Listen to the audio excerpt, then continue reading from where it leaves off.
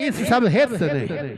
ये 84 लाख योनियों में भटकने के पश्चात जब परम प्रभु परमात्मा की कृपा होती है जीवात्मा पर, तब इस जीवात्मा को मानव रूपी शरीर में स्थापित करते हैं। हम लोग धन्य हैं, और हम लोग ऐसे भी धन्य हैं कि ऐसे महान संत महान पुरुष के सामने हम लोग दर्शन इनका कर रहे हैं, और हम लोग को अवश्य ही मोक्ष की प्राप्ति होगी। अब जहाँ हम लोग जिस रूप में जा रहे थे, क्षमा भाव है, मैं तो क्षमा चाहूंगा, क्षमा चाहूंगा। संत का अंत नहीं होता है। जैसे रामचंद्र बाबा ने कहा अभी संत के बारे में, संत जो भगवान नहीं करते हैं वो संत कर देते हैं। रैदास के बारे हम लोग सुन रहे थे।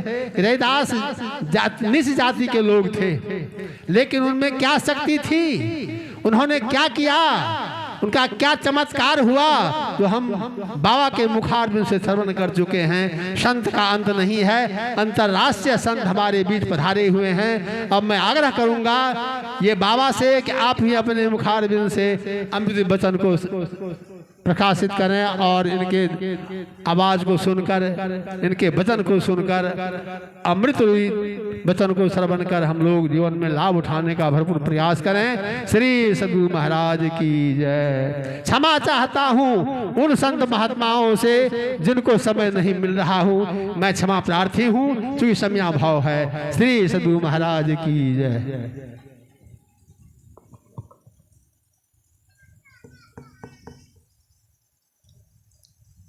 एक बार हम लोग आस्था विश्वास के साथ गुरु महाराज की जय ध्वनि करें, ताकि हम सबों का अंतःकरण पवित्र हो जाए, और गुरु महाराज की पवित्र जय ध्वनि से वातावरण भी पवित्र हो जाए। बोलिए श्री सद्गुरु महाराज की जय।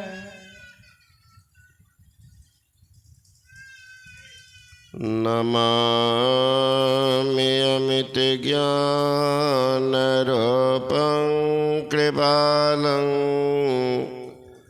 अगम बोध दाता सुबुद्धिनिधि विशालं क्षमाशील अतिधीर गंभीर ज्ञानं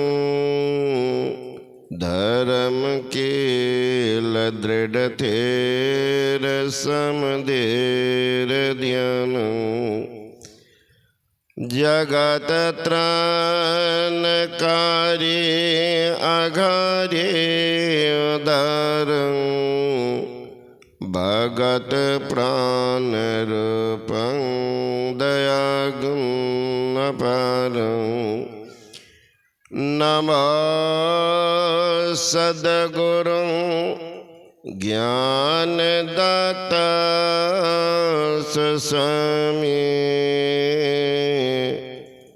नमामि नमामि नमामि नमामि। आदरणीय महात्मागण, संबे समादरणीय सत्संग प्रिय महान भावों, आदरणीय माताओं एवं भक्तिमती बहनों, एक बार की बात है, अपने देश में हुए एक राजा विक्रमादित्य, बड़े न्यायोचित राजा, बड़ा धर्मात्मा विक्रमादित्य। विक्रमादित्य राजा के राज्य से ही ये विक्रम संवत शुरू हुआ। हम लोग हिंदी में लिखते हैं ना विक्रम संवत। विक्रम कौन है भाई? विक्रमादित्य।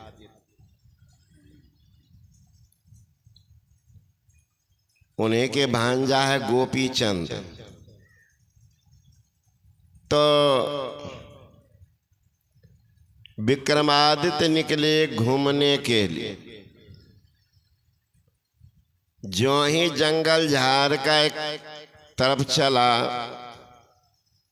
देखते बाघ दौड़ता चला आ रहा है। मन में आई बात, हिंसक जीव है। मेरे मन में कोई हिंसा वृत्ति तो है नहीं, लेकिन हिंसक जीव कुछ भी कर सकते। बस खड़े हो गए विक्रमादित्य। देखते क्या है, वह बाघ आया नजदीक, लेकिन विक्रमादित्य की तरफ नहीं बढ़ करके मुड़ गया। मुड़ गया तो देखने लगे हिंसक जीव है, कहाँ जा रहा। तो चला गया कि वृक्ष पर चढ़ने लगा। अब वृक्ष पर बैठा था एक आदमी पहले से। जो ही ये वृक्ष पर चढ़ा, देखा वो आदमी तो हमको निगल जाएगा, कूद गया। और कूद गया तो उनकी हड्डी टूटी, वहीं पर राम नाम सत्य भी हो गया। बाघ उतर गया, उतर के उस लाश के पास लोटपोट करने लगा। और लोटपोट करते हैं वह लड़की बन गई। और लड़की चली जंगल झाड़ की तरफ। विक्रमादित्य देख रहे हैं, लेकिन छिप कर वो लड़की जाके बैठ गई। तब तक दो नौजवान उधर से आ रहा था। लड़की आ गई रोड पर, रोने लगी, भाई साहब भाई साहब। बुरा दिन जब आते हैं तो अकेला नहीं आते। लंका में आग लगी भाई साहब, तो 49 हवा बह गए थे। 49 हवा लंका को रहने नहीं दिए थे। ये बुरी दिन की बात है। सारे सगे संबंधी हट जाते हैं। जीवन में कभी कभी ऐसा मुकाम आता है, हर तरफ से गमों का पैगाम आता है। जब खुशियां ही दामन छोड़ देती है, तब संत या भगवान काम आते हैं। हर तरह से निराश परेशान थक जाते हैं, तब आते हैं साधु बाबा जी के पास। अब वैसे आदमी का कामों बनता। नहीं तो कहिएगा चल न बाबा जी के दिखा लेबे, नहीं तो फलनमा डॉक्टर के देखेबे, तो हो गया काम नहीं होगा। दिखा लो डॉक्टर से। तो लड़की कहती है कि भाई साहब देख रहे हो हमारी उम्र और संसार का नियत छिपके रहती है यहीं पर। रास्ते में कोई राहगीर जाते हैं, मांग करके खा लेती हूँ। कोई उदार चेता कपड़े देते हैं तो पहन लेती हूँ, यहीं रहती हूँ। दुर्भाग्य देखो भाई साहब, 3 दिन से कोई नहीं गुजरी सोकर। भूख से तो मरने पर पड़ी हुई थी। आहट सुन करके मैं निकली, कोई मानो तो है, मनुष्य तो है। देखा आप सबों को आशा जगी, भाई साहब बहुत भूख लगी, मर रही। नौजवान ने कहा कि देखो बहन जी, हम दोनों भाई हैं, सगे भाई। हम लोग पंजाब कमाते हैं, घर से निकलते हैं, माँ है, बहन है, परिवार है, तो कुछ बना देती है। कभी पराठा तो भुजिया तो पकवान खाते पीते जाते। वहाँ कौन हम लोगों को परदेश में, हम स्वयं दोनों भाई फुटपाथ पर खा लिया हूँ। कहीं पर समय मिल गया तो रोटी खाया हूँ। खाने की सामग्री बहन जी नहीं है, लेकिन पैसा है। 10 रुपया ले करके लड़का देने लगे, ले लो। लड़की कहती है कि देखने में तो तू समझदार मालूम पड़ते हो, लेकिन बड़े बेबूझ हो।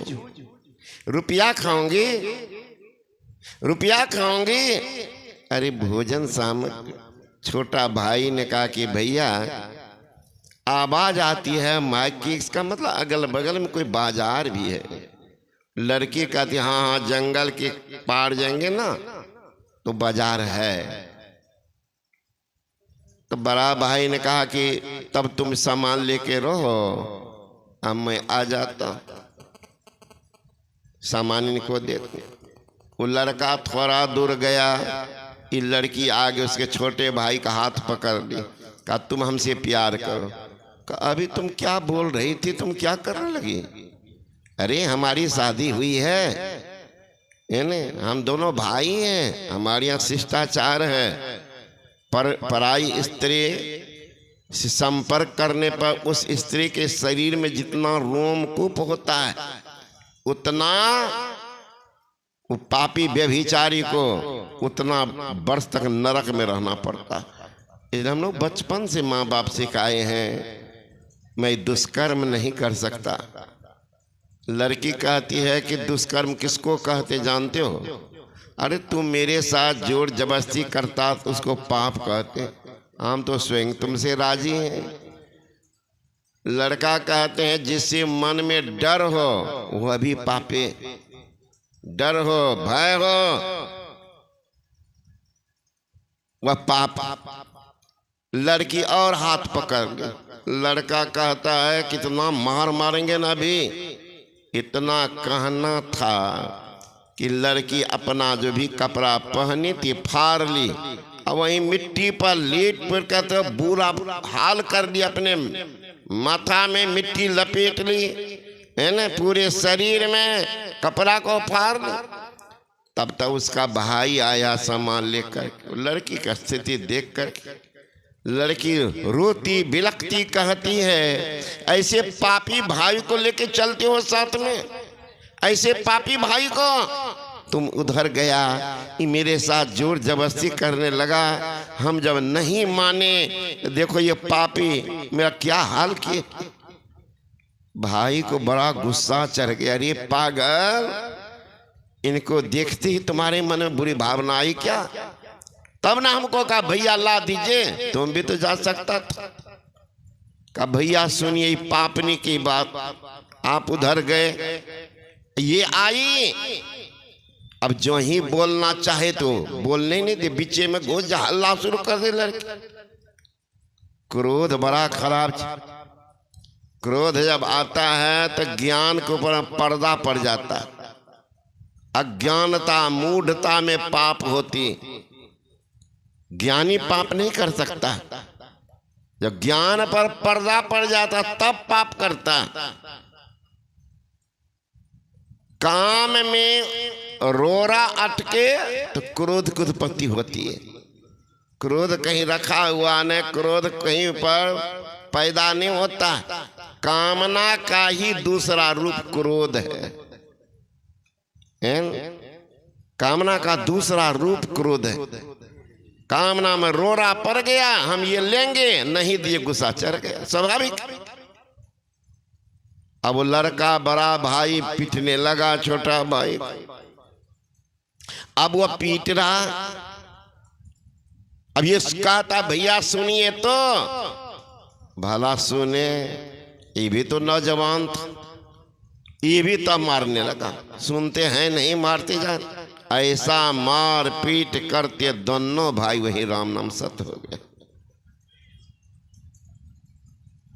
लड़की उसी लाश के पास फिर लोट पोट करते सर्प बन गई।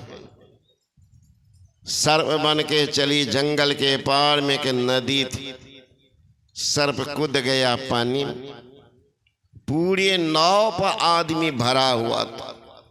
सर्प को देखा, रही नाव की तरफ देखो बहुत बड़ा सर्प आ रहा। नाविक कहते आप लोग हिल डोल मत की, शांत होकर बैठे रहिए। नाव का पाट कितना ऊंचा देख रहे हो, सर्प चढ़ेगा तो मेरे हाथ में पतवार भी। अब तो सबकी निगाह सर्पे पर, सब देख रहा सर्पे। सर्प आया जब नजदीक, नाविक को कहते नाविक देखना, नाभिक पतवाल संभालने लगे और सर्प ऐसा उछला सीधे आके नौवे में गिर गया। नाव में गिरा, लोग भागा एक तरफ, जो ही भागा नाव उलट गई, सैकड़ों आदमी राम नाम सत्य हो गए। वह सर्प फिर जमीन पर आ गया रेंगते हुए और उस बालू पर लोटपोट करते पंडित का रूप बना लिया। त्रिपुंड चानन है, गला में रुद्राक्ष माला है, हाथ में कमंडल है, कांख में पोथी है, चल रहा। इस बार विक्रम